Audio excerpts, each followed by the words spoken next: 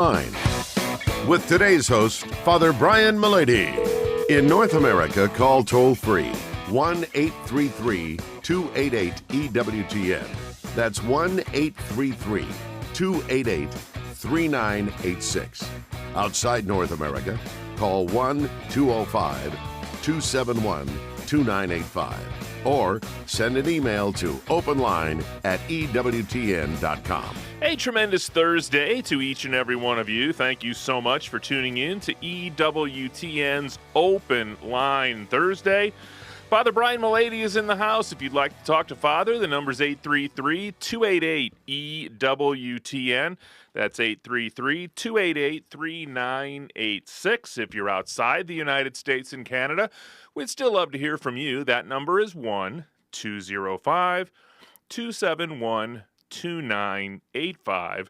And we'll even put you straight to the front of the line if you call us at 1-205-271-2985.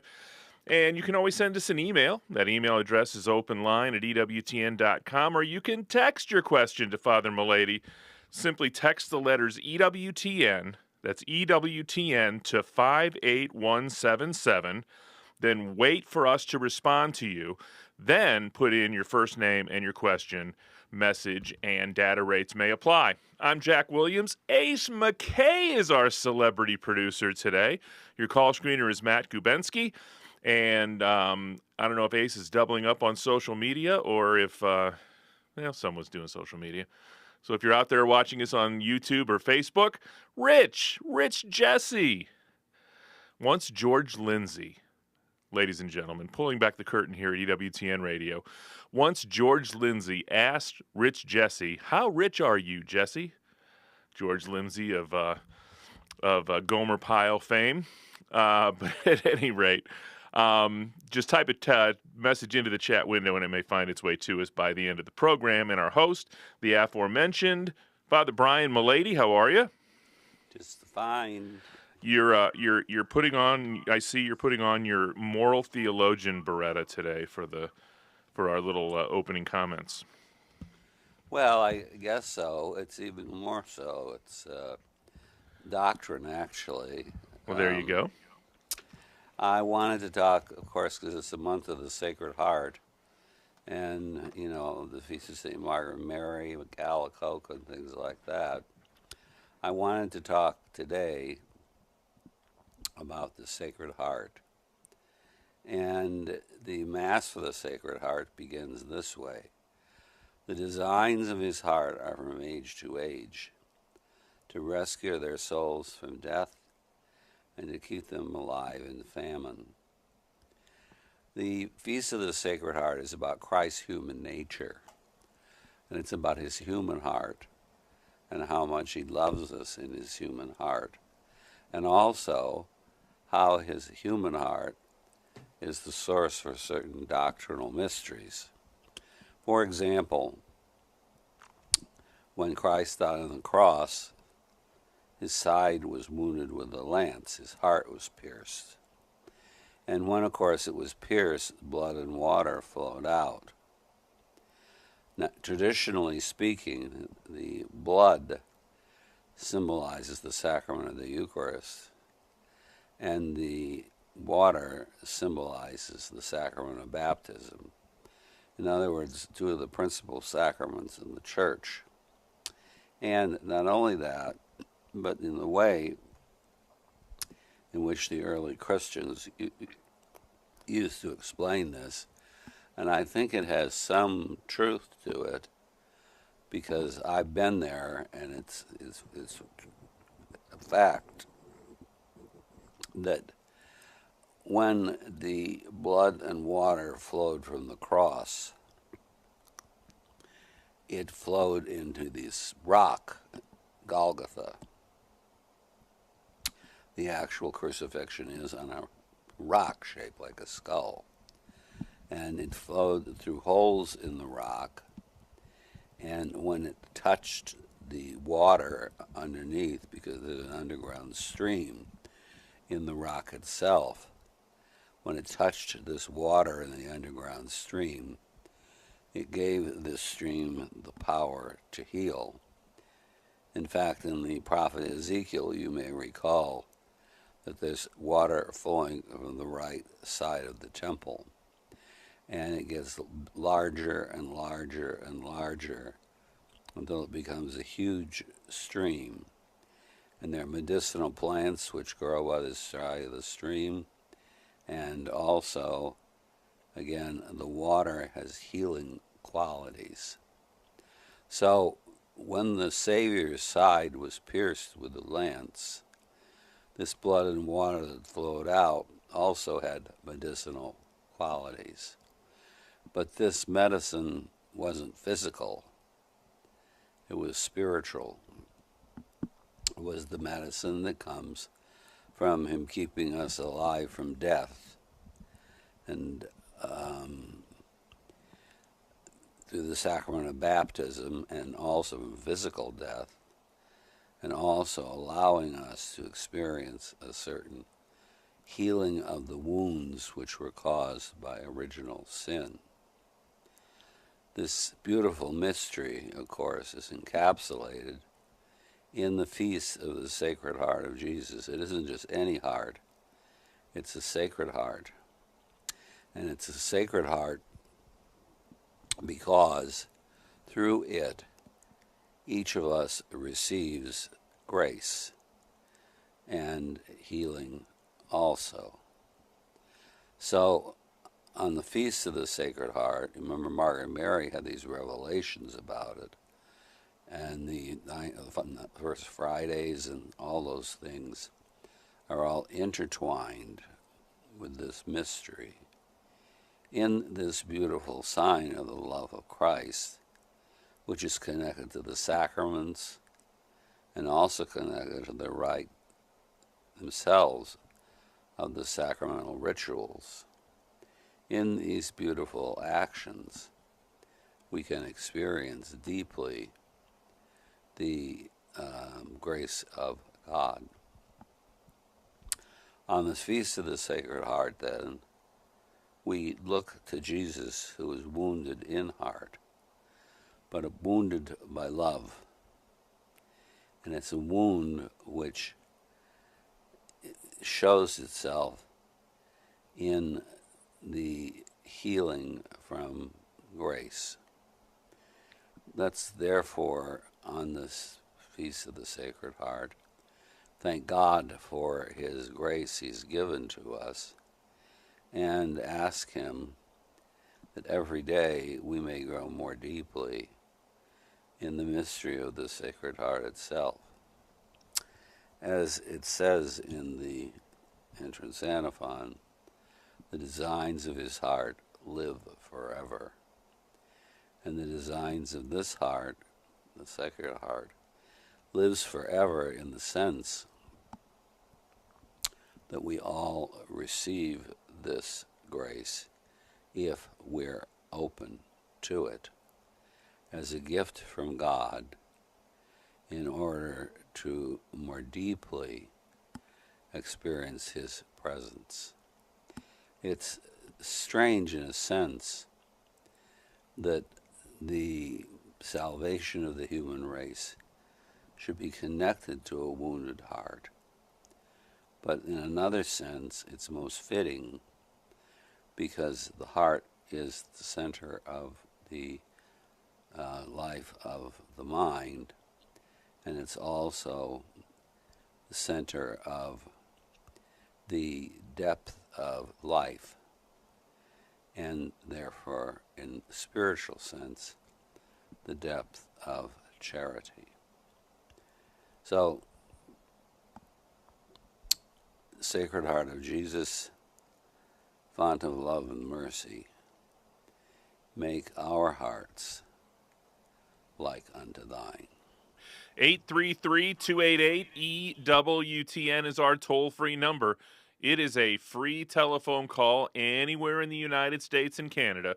Pick up the phone and give us a call at 833-288-3986. If you're outside the United States and Canada, we'd still love to hear from you. That number is 1-205-271 2985, and we'll even put you straight to the front of the line at 1-205-271-2985. And you can text your question to Father. He's a 21st century sort of guy. Just text the letters EWTN to 58177. So when you go to text, in the address bar, put in 58177. In the body of the message, put EWTN. Send that to us, and then we will send you a response. And when we do that, you can then put in your first name and your question, and message and data rates may apply. 833-288-EWTN is our toll-free number. It's EWTN's Open Line Thursday with Father Brian Mullady.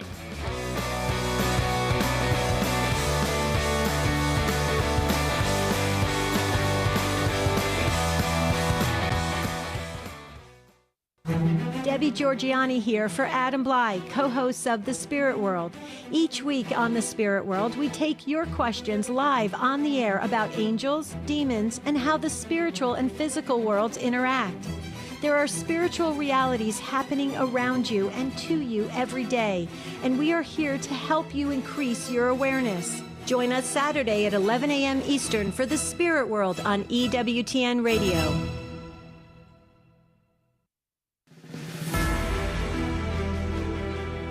Embark on a captivating journey through Catholic American history with beloved EWTN personality and esteemed author, Father Charles Connor. In Charles Carroll of Carrollton, American Revolutionary, Father Connor brings to life the remarkable story of this patriot and sole Catholic signer of the Declaration of Independence. From his pursuit of religious liberty to his pivotal role in the Continental Congress, from his tenure as senator to his unwavering opposition to slavery, Carroll's stalwart faith and courage serve as a timeless inspiration for Catholics today. Don't miss Charles Carroll of Carrollton, American Revolutionary by Father Charles Connor, the latest release from EWTN Publishing. Available now at EWTNRC.com or call 1-800-854-6316.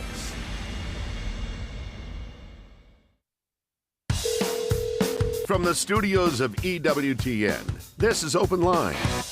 In North America, call toll-free 1-833-288-EWTN. That's 1-833-288-3986. Outside North America, call 1-205-271-2985. You can also text the letters EWTN to 55000 or send an email to openline@ewtn.com. You know, at various points during any given day, I wish I could start over. And very rarely is it granted, so Ace has granted me the gift of starting over with the opening music here today. Hey, listen, turn to Mary, the Mother of God, for help bearing witness to the gift of life with the National Life Rosary. It's designed exclusively for EWTN. The unique centerpiece and crucifix represent the reality that all life is sacred and begins at conception. Help pray for and build a culture of life with the National Life Rosary. It's available at EWTN's religious catalog. That's EWTNRC.com. Pick up the phone and give us a call. We've got a couple of open phone lines for you and plenty of time for your calls at 833-288-EWTN. That's 833-288-3986. First up today is Debbie in the great state of Michigan. She's listening on the EWTN app. Debbie, you're on with Father Brian Mullady. Hello. I was wondering about the practice of attending Mass on the first Friday for 9 months in a row and receiving communion in honor of the Sacred Heart. Is that something that we only need to do once in our life, or should we do that as much as we can? I think you can only do it once, but I can tell you the Christian faithful, they keep doing it over and over and over again. So I don't know if they think there are any rules about it, but it's sufficient certainly to do the 9 First Fridays, because that's when you get the indulgence. However, there are lots of people that just do it their whole lives every week, every Friday. Oh, of course, yes. And yes, that would be ideal, certainly. But I did do it a year or so ago, and I just wondered if I needed to repeat that or once. Once is enough for the indulgence? I believe so, yes. I think that is true. Just once is sufficient to get the indulgence, but keep in mind that with regard to that indulgence, that really just kind of resets the clock. So, unless you live a sinless life from that point forward, I think maybe you could get a little bit of benefit from doing it as often as you like. And Father's absolutely correct. A lot of people do it continuously. If you here at EWTN on campus, the confession lines on First Friday are significantly longer than they are on other days. So, Debbie, thanks so much for the phone call. We appreciate it today here on Open Line Thursday. Next up is Linda. She's a first-time caller driving through the great state of Louisiana, listening on Sirius XM Channel 130. Linda, you're on with Father Brian Mullady. Hey. What's your question, Linda? Yes, thank you. When Adam and Eve sinned, that was a mortal sin. So I understand that when Jesus died on the cross, the blood he shed. Yes, we're having a little bit of trouble with Linda's phone. So, Father, I think she's kind of trying to gain a little insight onto how the cross and Jesus' crucifixion reaches back through time to save people that may have been in that situation before the act ever occurred. All right. Well, first of all, Adam and Eve's sin was not a mortal sin. Original sin is a sin of nature. It's not a sin of choice. And so it's a lack in nature. People who are born without sanctifying grace should have been born with sanctifying grace. And that's true of their nature. That leads to the answer to the question, which is that Christ died on the cross to redeem nature, first of all. So, even though, of course, he does redeem himself from mortal and venial sin, his primary act is to reconstitute nature and to do away with original sin. So it's a question of original sin versus sins that have to do with choice. Adam and Eve didn't choose original sin. They chose actual sin. I'm sorry, they chose original sin, but not actual sin. They were born into the world after they committed the sin that they chose. They were born into the world without grace. We also, with Christ, are born into the world without grace, and then nature is resolved, as it should be, by giving us the ability to have grace. God bless you, Linda. We appreciate the phone call today. That frees up a line for you at 833-288-EWTN. That's 833-288-3986. We head next to the great state of Maryland. Jonathan is another first-time caller listening on the EWTN app. Jonathan, you're on with Father Brian Mullady.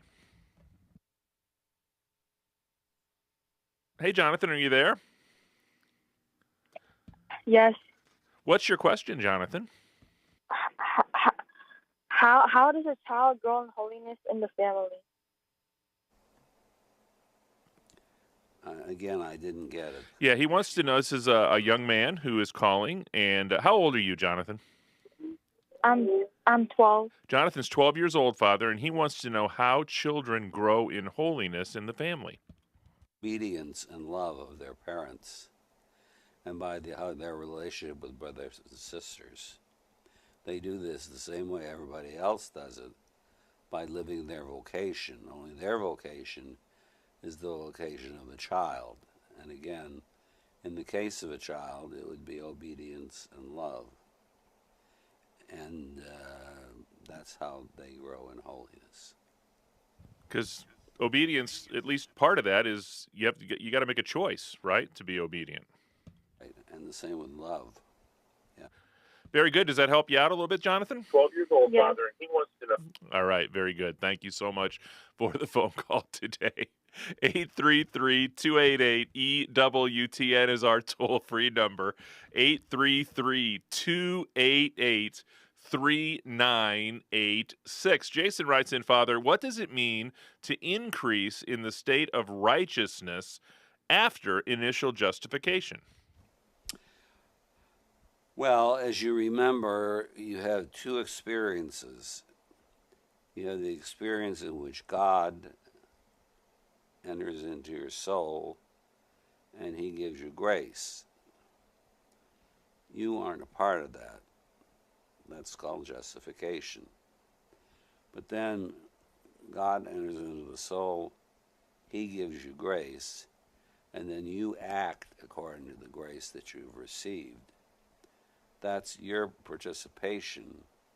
It's what allows you to have a deeper experience of grace. That is to say, your cooperation. And that is how we grow after we're justified. So that's called merit, by the way. So we participate in our own justification as far as once we've received grace, then we cooperate in it by our own free choices. 833-288-EWTN. That's our toll-free number. Wide open phone lines for you on this Open Line Thursday. 833-288-3986. If you're outside the United States and Canada, we'd still love to take your phone call. I would like to get a phone call from France. I'm calling out France today. Anybody who's listening over there in Western Europe, give us a call at 1-205-271-2985, and we'll even put you straight to the front of the line at 1-205-271-2985. Caleb wants to know, Father, why does God allow us to have loving relationships with other people if he alone satisfies all our needs and happiness? Well, he allows us to because we have a free will, and we have to act according to the graces which we received. Part of the thing is, as you remember, that we're not only called to love God, but that we're also called to love our neighbor. And so he allows us to do this. I would say more than just allows. He mandates this. He commands it as a part of our own salvation. Rod writes in, how does the process of purgatory work? Oh, dear. Well, look, there's two kinds of punishment. There's normal punishment, and then there's reparatory punishment. In normal punishment, it's quid pro quo.